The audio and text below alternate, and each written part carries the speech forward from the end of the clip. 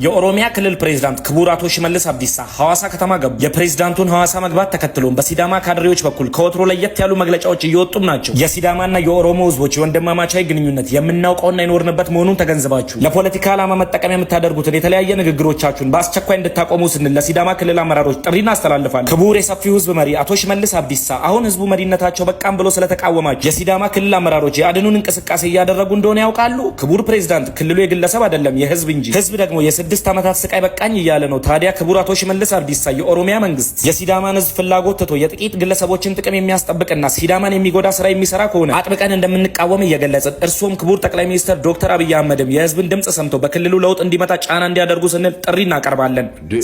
እሺ ለጥቅም ቢሆን ኖሮ እኔ ለጥቅም የተነስቼ ያወራው ቢሆን ህዝብ ታዲያ ለጥቅም ብሎ ነው አሁን እንደዚህ ቆመው ሲዳማ ከጥግ እስከ ጥግ የተነሳው አልፎም ኢትዮጵያ ህዝብ ለሲዳማ ድምጽ ሆኖ ከጥግ እስከ ጥግ የተነሳው ለበቀል እንደው ለጥቅም ለተወክቻው መኪና ይገዛለት ቤት ይገዛለት መሬት ይገዛለት እያለ አይደለም።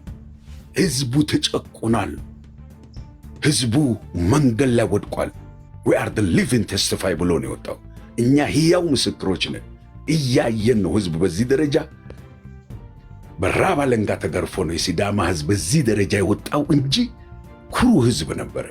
ስፍራውን ጠብቆ የሚኖር ህዝብ ነበረ። ሌላ ቦታ ላይ የማይገኝ ህዝብ ነበረ። ነገር ግን የመልካም አስተዳደር እጦት፣ የፍትህ እጦት ያሳደደው ህዝብ ነው ተሰዶ በዚህ ደረጃ በሰው አገር ተበትኖ ያለው። there is something አለ ማለት ነው።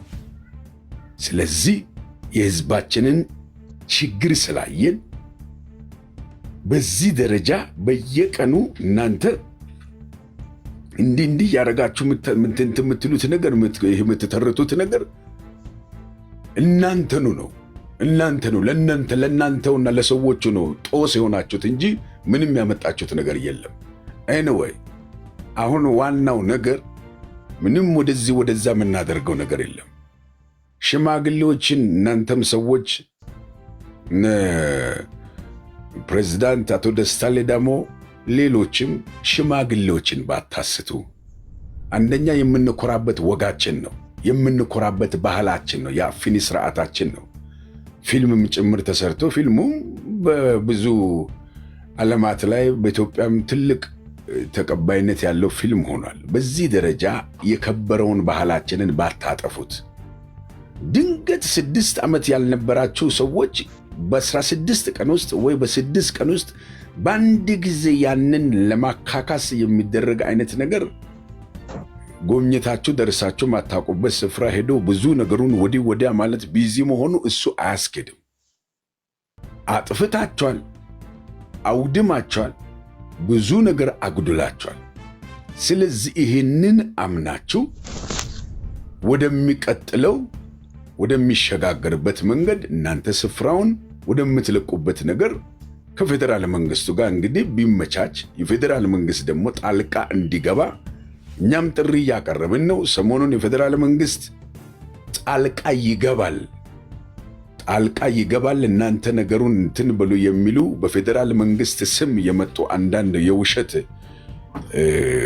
ዜናዎች ነበሩ፣ ፕሮፓጋንዳዎች ነበሩ። እነሱን ውሸት ናቸው ብያለሁ።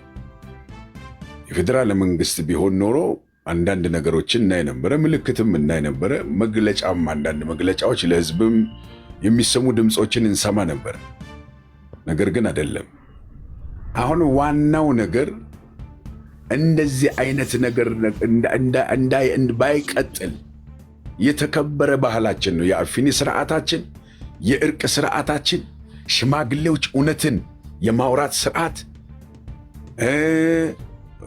በእውነት የመፍረድ ስርዓት የቆየ የሲዳማ የተከበረ ስርዓት ነው። ስለዚህ አሁን ይህን ስርዓት ለማውደም ነው የተነሳችሁትና ከእንደዚህ አይነት ድርጊታችሁ ብትቆጠቡ። ሽማግሌዎችን በደካማ ጎናቸው ገብታችሁ ነው ያው ምንም አይደለም ገንዘብ ሰጣችሁ እንዲሰብስባችሁ ብቻ እንዲህ አይነት ነገር ነው ቢቀር ባይ ነኝ። በየሌለበትን ብቻ anyway ብዙም አላወራም። እስኪ ልስማ ደግሞ። ቴንክ ዩ